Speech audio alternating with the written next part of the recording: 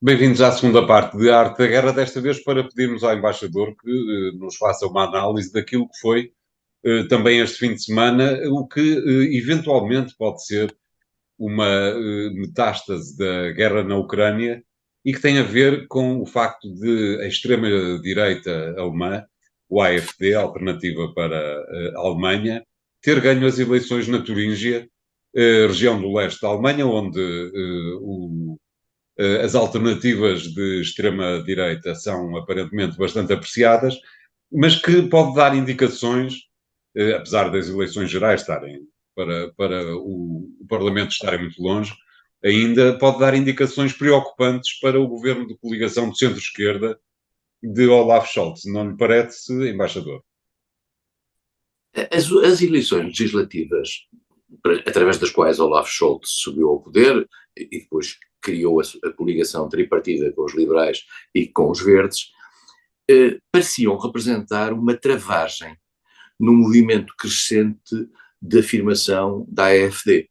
A Muito bem. AfD é um grupo de extrema-direita com uma agenda nacionalista, enfim, bastante avançada naquela área. A Alemanha teve sempre, ao longo das últimas décadas, grupos de extrema-direita, o NPD, sempre sem grande expressão, porque normalmente muita gente mais conservadora ficava, digamos, quer na CDU, quer na CSU, que é a chamada ala bávara dos conservadores, que era uma estrutura bastante conservadora, mas não era uma estrutura de extrema-direita, era uma estrutura democrata-cristã, por vezes com laivos muito direitistas, mas isso não significava que tivesse alguma coisa a ver com o passado da extrema-direita alemã.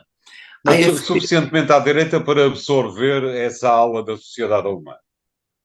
Sim, suficientemente à direita e, em particular, capaz de, digamos, mobilizar os medos, os vários medos que hoje, no fundo, alimentam a extrema-direita e que têm a ver, no caso alemão em particular, com a questão da imigração e do peso das comunidades estrangeiras, a questão da recessão económica e a questão da situação económica, e, portanto, tendo em conta aquilo e agora potenciado depois desta crise com a Rússia, e, portanto, um discurso, digamos, até, por exemplo, anticlimático.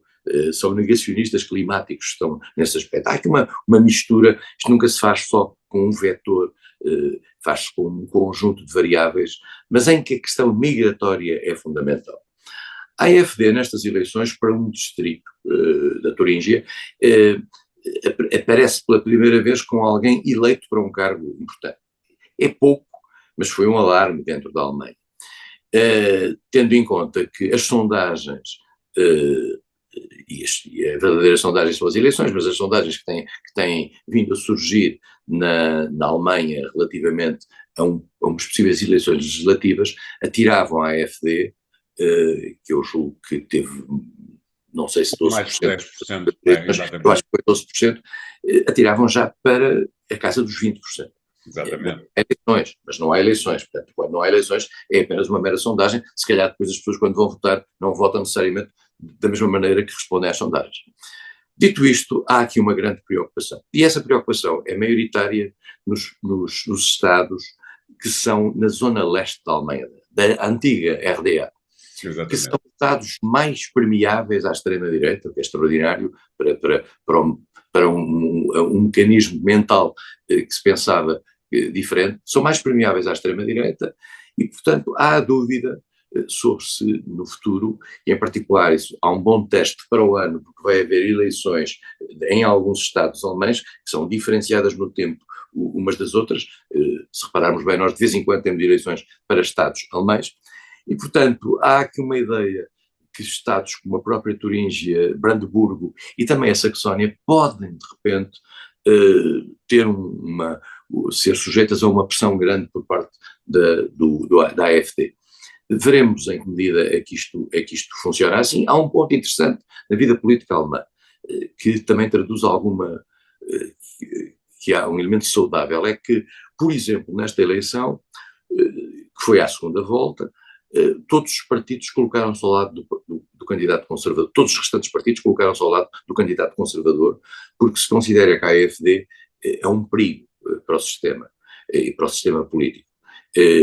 Até os próprios serviços secretos enviaram, digamos, mensagens pouco comuns aos serviços secretos, no sentido de os considerar um perigo. E na Alemanha, isso às vezes até pode dar origem a ações de natureza legal, relativamente àquilo que possa ser um fator de estabilização.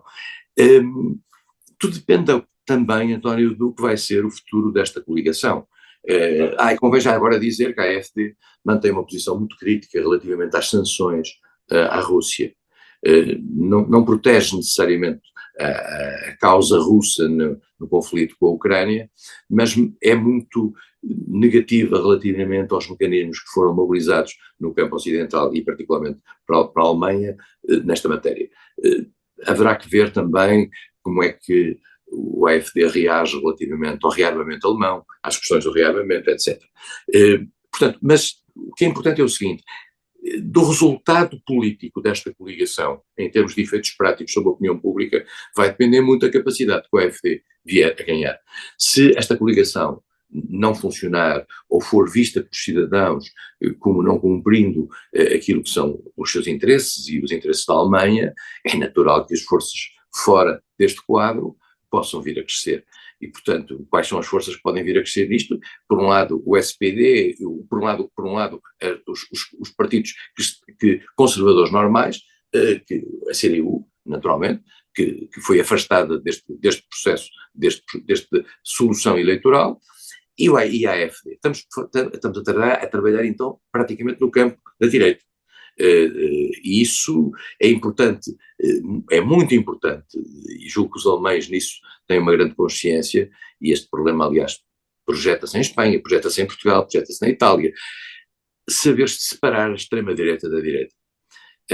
Porque há um momento a partir do qual costuma-se dizer que quando a cópia não é tão boa como a original, se calhar funciona o original, e portanto se amanhã, de facto, a AfD, se a direita conservadora começar a definir-se à volta de algumas causas da AfD, no sentido de a recuperar, provavelmente não consegue, e as pessoas tenderão a votar no real, isto é, nos grupos mais à direita. Isso está-se a passar em França muito, entre o Les Républicains, o grupo conservador tradicional que vem dos gaullistas, e o Rassemblement National de Marine Le Pen.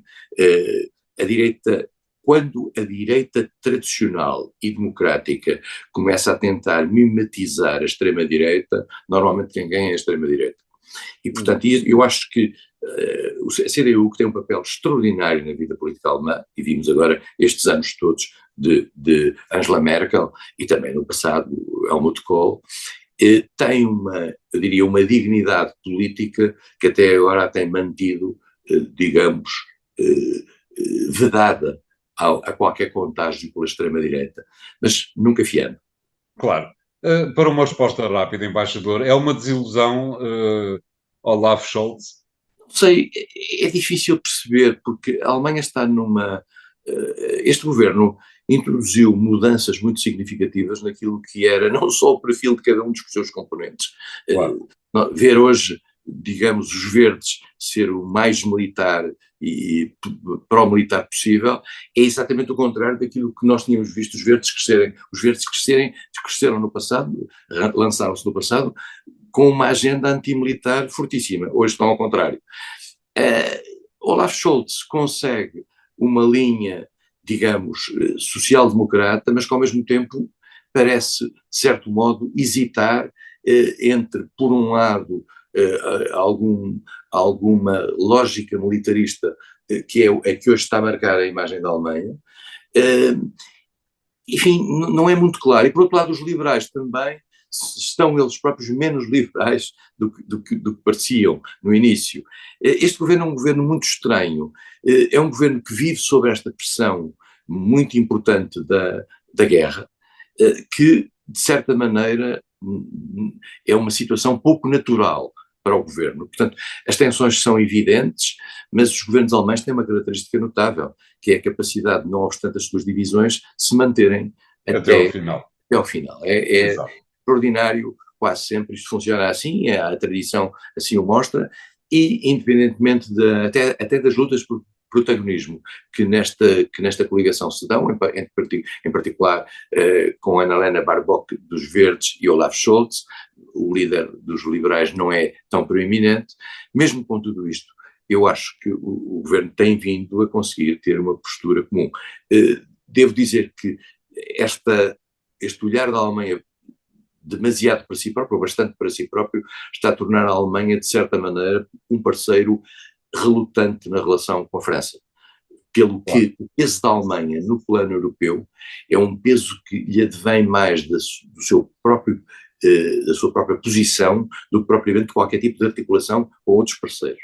E isto não vai deixar de ter consequências naquilo que é o histórico do papel do eixo franco-alemão no quadro europeu. Muito bem, obrigado, embaixador. Vamos fazer aqui o segundo intervalo do programa de hoje. Voltamos já de seguida. Até lá.